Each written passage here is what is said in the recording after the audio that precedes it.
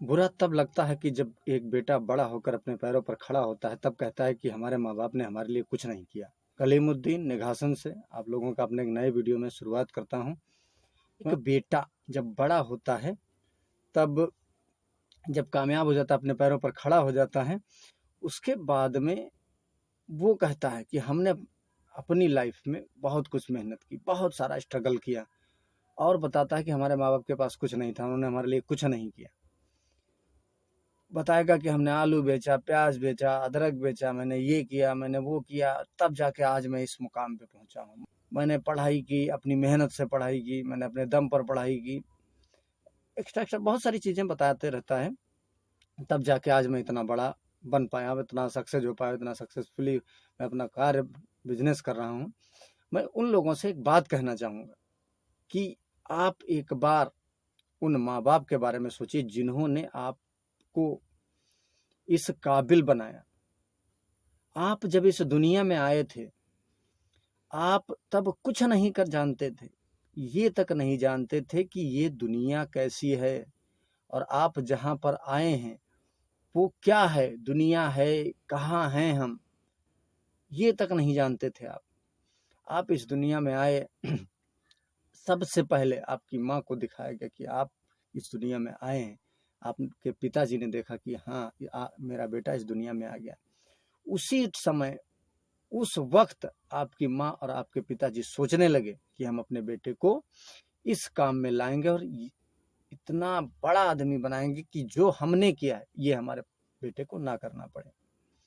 वो दिन याद कीजिए कि जब आप एक बार, आपके भी औलाद है, एक बार सोच कर देखिए कि आपकी औलाद है, आप जिस प्रकार से उसे प्यार मोहब्बत करते हैं, उसे देखते हैं, उसकी केयर करते हैं, उसी तरह से आपके माँ बाप ने आपकी केयर की, आपकी देखभाल की।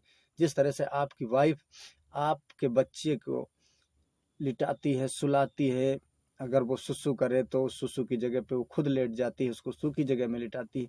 सेम यही काम आपकी माँ ने किया है। आप से जब कोई, आपका बेटा कोई चीज़ मांगता है तो आपकी जेब में पैसे कम होते हैं, तो उसे आप अपने लिए ना लेकर के अपने बेटे के लिए लेते हैं। सेम यही काम आपके पिताजी ने आपके लिए किया है। एक बार अपने पिताजी के बारे में सोच कर देखिए कि उन्होंने कितनी स्ट्रगल की, कितनी मेहनत की, जब आपको इस काबिल बनाया। आप मान के चलिए जो जॉब कर रहे हैं, सरकारी जॉब कर रहे हैं, क्या आप जब पैदा हुए थे तो आपको सरकारी जॉब मिल गई थी? आप इस दुनिया में आए, आपके माँ बाप ने आपको पढ़ाया। मान लीजिए हमने बहुत लोगों को देखा है कि इंटर के बाद अपने पैरों पर खड़े हो जाते हैं, कोचिंग वगैरह करने लगते हैं, बच्चों को पढ़ाने लगते हैं, उससे अपना खर्चा निकल आता है, अगर घर से नहीं मिल रहा है तो। लेकिन सोच कर देखिए, इंटर तक तो उन्होंने आपको पढ़ाया, इस काबिल बनाया आपको कि आप कोचिंग करा सकें, आप दूसरे बच्चे को पढ़ा सकें, उससे आप पैसा अर्न कर सकें। लेकिन आप समझते ही नहीं। आप जब कामयाब हो जाते हैं तब दुनिया को बताते हैं कि हमारे माँ बाप बेकार थे, हमारे लिए कुछ उन्होंने किया ही नहीं, हमारे माँ बाप के पास कुछ था ही नहीं। अरे एक बार ये सोच कर आप देखिए, जब आपके पास कुछ था नहीं तो आपको उन्होंने MSc, BSc, MEd, BEd, BA, inter, ये कहाँ से करवा दिया? अगर उनके पास कुछ था ही नहीं तो इतना आपको काबिल, इतना पढ़ाया लिखाया कहाँ से? आपको इस काबिल कैसे बना दिया कि आप आज कह सकें कि आपके माँ बाप ने आपके लिए कुछ किया नहीं? आपने एक अच्छी हवेली ऊंची बना ली, आपने अपने माँ बाप को गांव में छोड़ दिया, आपने एक शहर में मकान ले लिया, आप दूर रहने लगे, आपको जॉब मिल गई, आप बिजनेस करने लगे, आपका जहाँ से बिजनेस या जॉब चल रही है आप वहाँ रहने लगे, आप अपने माँ बाप को भूल गए।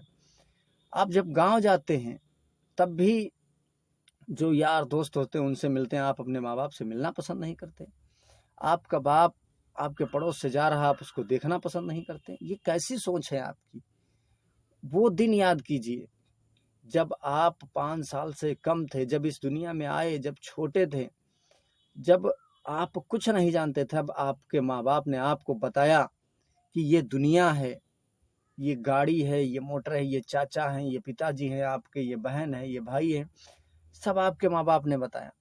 और उन्हीं माँ बाप को आप कहते हैं कि हमारे माँ बाप के पास कुछ नहीं था। आप अपने माँ बाप की बेइज्जती नहीं, अपनी बेइज्जती कर रहे हैं, आप अपनी इंसल्ट कर रहे हैं कि आप ये बताकर कि हमारे माँ बाप के पास कुछ नहीं था। क्योंकि इंसल्ट उसमें आपकी हो रही है, जब उसमें आपके माँ बाप की नहीं हो रही। उनका क्या, वो तो अपना दूर है। आप अपनी इंसल्ट कर रहे हैं, खुद की इंसल्ट कर रहे हैं। आप बता रहे हैं कि हम आलू प्याज बेचते थे, अदरक बेचते थे, हम यहाँ काम करने जाते थे, हम वहाँ काम करने जाते हैं, हमने मंजूरी की, हमने फलानी जगह काम किया, दिमाग की जगह ये किया, तब जाके हम इस मुकाम पर पहुंचे।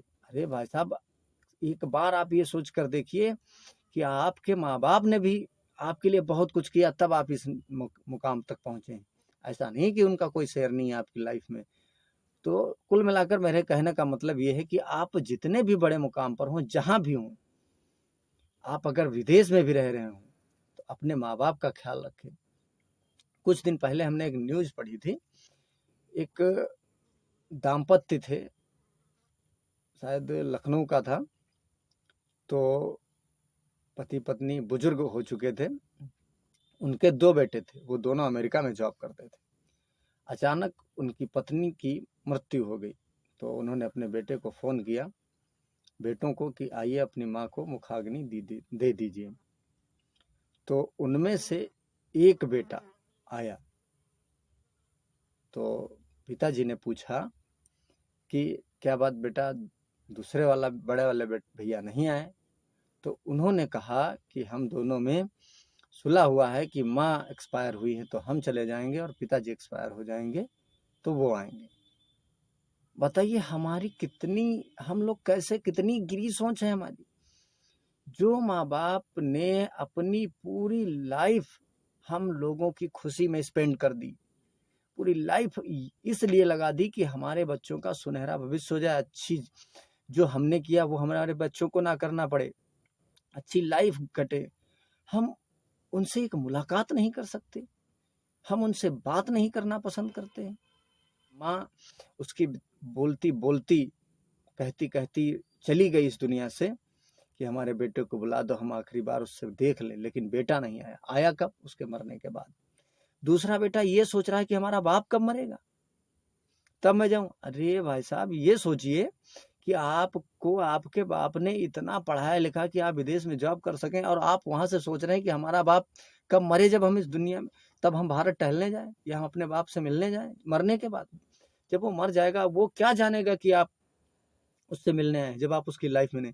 बेशक सोच कर देखियो, जब आप एक कामयाब होते हैं, सक्सेस होते हैं, जब आपको एक अच्छी जॉब मिलती है, आप अपना अच्छा बिजनेस करने लगते हैं, उस वक्त आपके बाप का, आपकी माँ का, आपके पिता का एकदम हौसला, सीना चौड़ा हो जाता है कि आज हमारा बेटा किसी काबिल हुआ है, लोगों में सीना तान के चलता है कि आज हमारा बेटा कामयाब हो गया है। जो हमने अपनी मेहनत की थी अपने लाइफ में अपने बच्चे को बड़ा करने के लिए, अपनी सारी जिंदगी हमने खत्म कर दी अपने बच्चे को लायक बनाने में, आज हमारा बच्चा, आज हमारा बेटा इस लायक बन गया है कि वो कुछ कर सके।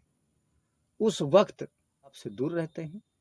हम ये नहीं कहते कि आप उनके पास ही रहें, अपना बिजनेस ना देखें, लेकिन कम से कम अपना टाइम तो अपने माँ बाप के लिए निकालें, उनके बारे में सोच कर देखें। जिनके माँ बाप नहीं हैं, एक बार उनसे दिल से पूछ कर देखिए। हमने बागवान फिल्म देखी थी, अमिताभ बच्चन जी और सलमान जी और जया बच्चन जी हैं उसमें। एक माँ बाप के 4 बेटे होने के बावजूद वो सड़कों पर भटक रहे होते हैं, और एक गैर व्यक्ति जिसको सिर्फ उन्होंने पढ़ाया लिखा होता है, अपना नाम दिया होता है, बस उनका बेटा नहीं होता, वो अपने पास रखता है और उनको भगवान की तरह पूछता है, क्योंकि उसके माँ बाप नहीं थे। वो बचपन से अपने माँ बाप को ढूंढ रहा था, तरस रहा था माँ के प्यार और बाप के प्यार के लिए। और उनके जो 4 बेटे थे वो शुरू से माँ बाप के पास रहे, सारी लाइफ अपनी अमिताभ बच्चन उसमें अपने बेटों के ऊपर स्पॉन्ड कर देता है, खर्च कर देता है अपना रुपया पैसा, यहाँ तक कि अपना पेंशन का पैसा भी अपने बच्चों को दे देता है। और वही बच्चे माँ बाप से दूर जाकर रहने लगते हैं कुछ, और अपने माँ बाप, उनमें एक सुलह होता है कि 6 महीने माँ को तुम रखो, बाप को तुम रखो।